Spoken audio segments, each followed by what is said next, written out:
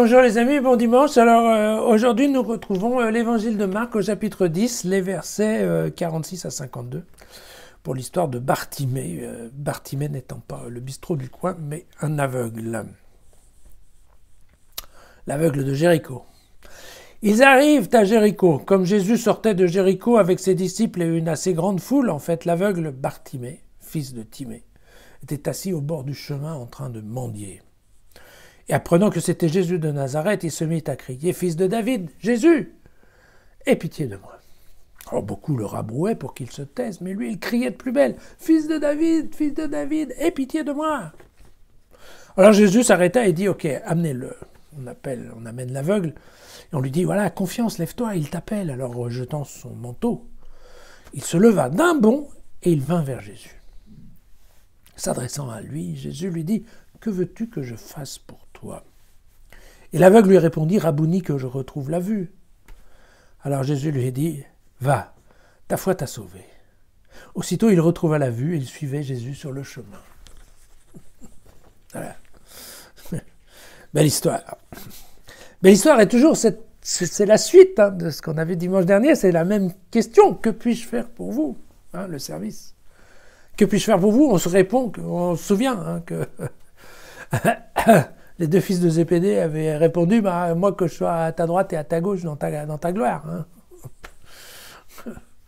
Évidemment, ça va les mettre un peu plus dans l'embarras quand ici on voit bien qu'un aveugle, qu'est-ce que va demander un aveugle? Il est évident qu'il va demander la vue. Voilà. Mais il faut bien se mettre dans la perspective du récit de Marc qui est de nous faire découvrir quelle est la véritable nature de Jésus. Vous vous souvenez, c'est vraiment la structure de cet évangile. On doit arriver à la fin avec ce centurion qui dit « Ah oui, c'était vraiment le Fils de Dieu ». Et là, nous avons cette expression « Fils de David ».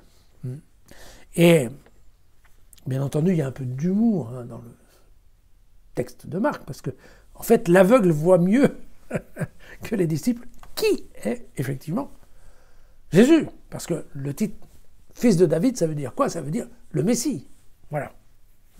Et donc, Bartimée, qui ne voit rien, sait que Jésus va passer, mais il sait, on ne sait pas trop comment, il sait que ce Jésus, c'est de toute façon le Messie que le peuple attend, le Fils de David. Voilà. Alors,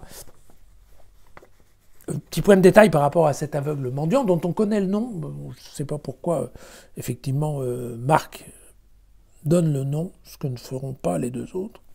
Mais en fait, dans la tradition juive, on considérait que l'aveugle était impur. Pourquoi il était impur? Tout simplement parce qu'en ne voyant pas, il pouvait très bien se cogner dans quelque chose d'impur, typiquement un cadavre, et donc devenir impur. Donc il y avait forte probabilité, quand on rencontre un aveugle, qu'il ait été contaminé, qu'il soit impur. Et donc, en général, on met les aveugles de côté, et c'est bien pour ça que celui-ci qui se met à crier « Fils de David », on lui dit « Tais-toi ».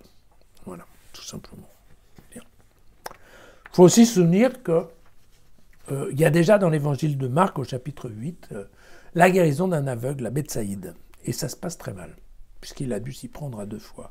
Et de la même façon qu'au chapitre 8, nous avons ici ce parallèle que construit Marc entre l'inintelligence ou la difficulté, l'aveuglement des disciples et l'aveuglement de l'aveugle. Et donc au début du texte, au chapitre 8, on voit bien que les disciples ils comprennent rien. Et comme les disciples ne comprennent rien, eh bien effectivement, il faudra que Jésus s'y prenne à 2 fois pour que l'aveugle y voit bien, parce qu'à la fin de première fois, il y voit encore trouble. Et là, là c'est incroyable, il n'y a même pas besoin de geste de guérison. Là, vous avez vu, dans le texte, c'est bien écrit. Jésus ne fait que constater qu'en fait, la foi l'a sauvé. Ce qui veut dire quelque part que du côté des disciples aussi, ils ont appris, ils se sont affinés, ils sont nettement moins aveugles, leur aveuglement est beaucoup plus faible. Pas en un mot, voilà. Donc ça, bien entendu, ça aussi, un petit côté humoristique qui n'est pas désagréable. Voilà, bon, l'aveugle Bartimée qui se défait de son manteau, on peut sourire parce qu'effectivement, on ne voit pas bien comment un aveugle peut courir et bondir, mais le fait qu'il se libère de son manteau, par contre, veut dire qu'effectivement, pour rentrer au service de Jésus, car c'est bien ce qu'il va faire ensuite, il convient de laisser sur place toutes ses anciennes habitudes. Quant au terme Rabouni, il est là pour nous dire qu'effectivement, en un instant,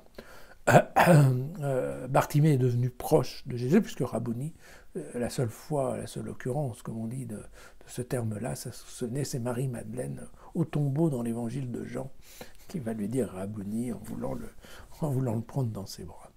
Voilà. Et je voudrais juste terminer par la première lecture de ce jour, Jérémie, au chapitre 31, le verset 8, correspond assez bien à ce que nous lisons chez Marc. Donc, Jérémie fait dire à Dieu, « Je vais les amener du pays du nord, les rassembler du bout du monde, parmi eux des aveugles, des impotents, des femmes enceintes et des femmes en couche. Ils reviennent ici, foule immense. Ils arrivent tout en pleurs. Ils crient grâce et je les repousse, je les dirige vers des vallées bien arrosées, par un chemin uni où ils ne trébuchent pas. Oui, je deviens un père pour Israël, Éphraïm, et mon fils aîné. » On a fait un beau récit à partir de Dieu qui récupère, vous savez, le reste du peuple juif, celui qui est resté dans les divers endroits où ils ont été exilés, voilà, pour les ramener sur la terre d'Israël. Voilà, Rabouni, Abba, tout ça c'est petit papa, donc en effet, voilà, Dieu est bien le Père d'Israël. Et bon, ça nous donne une idée de quelques comparaisons qu'on aurait pu faire entre Jésus et son Père. Voilà. À demain.